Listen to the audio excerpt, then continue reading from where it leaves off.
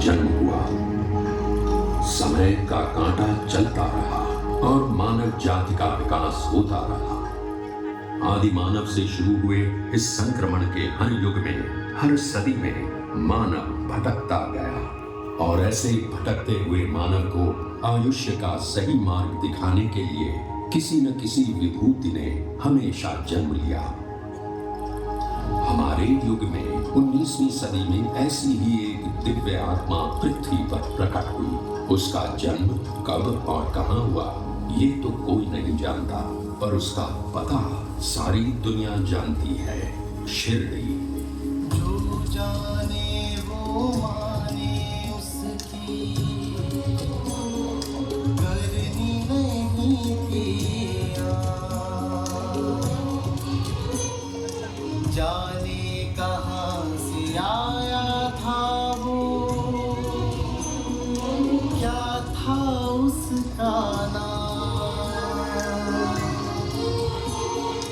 देखे कोई रहीमन उसमें,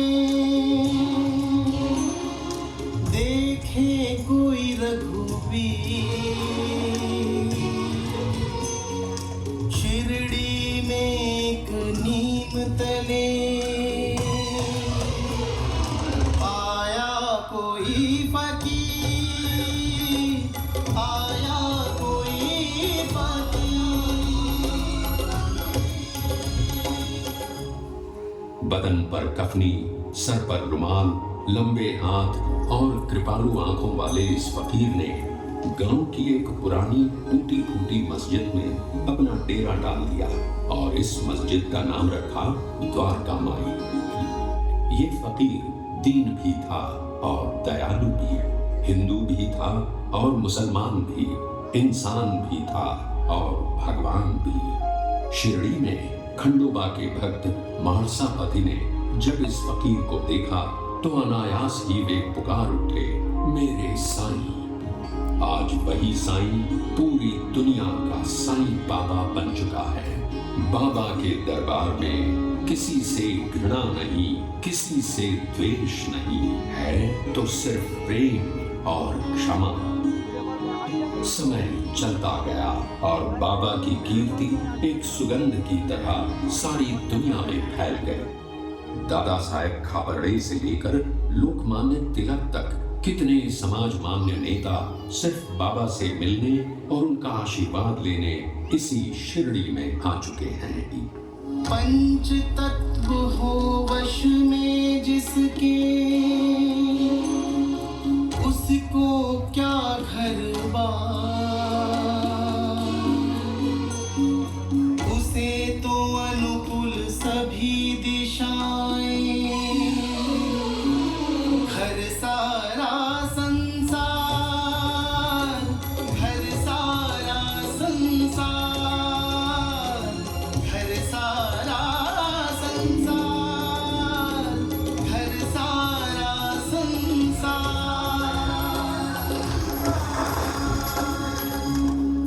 सच्चे प्रेम से शिरडी में आने वाले किसी भी भक्त को बाबा ने कभी खाली हाथ वापस नहीं भेजा।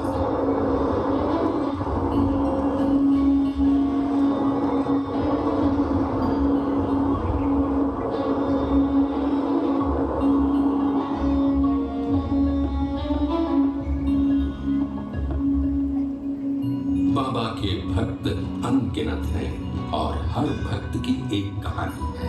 उनके लिए ये कहानी नहीं बल्कि बाबा के आशीर्वाद का चमत्कार है।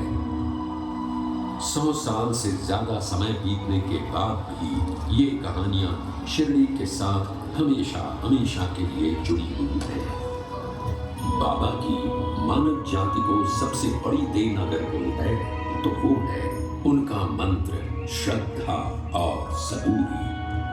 जीवन में ये मंत्र किसी भी संकट से आपको मुक्ति देगा। आपको सिर्फ अपने आदर्शों पर श्रद्धा रखनी है और मन में धीरज। जीवन का पूरा अर्थ इन 2 शब्दों में बाबा ने बताया है। वो नीम का पेड़, ये द्वारका माई, बाबा की ये धुनी, ये सब आज एक कभी न मिटने वाला इतिहास बन गए हैं। पूरी दुनिया से यहाँ भक्त आते होती है, बाबा का बुलावा आया है। बाबा के दरबार में कोई धर्म नहीं, कोई जाति नहीं, कोई अमीर नहीं, कोई गरीब नहीं। यहाँ आने वाला हर मनुष्य सिर्फ बाबा का भक्त होता है। हर एक की कामना पूरी करने वाले बाबा कहते थे, सबका मालिक एक। आज आप भी इसी पवित्र शिरडी में बाबा के दर्शन लेने के लिए आए हैं। आपकी भी सभी इच्छाएं पूरी हो जाएं। साईं तीर्थ की शुभकामनाएं हमेशा आपके साथ हैं। की पीड़ा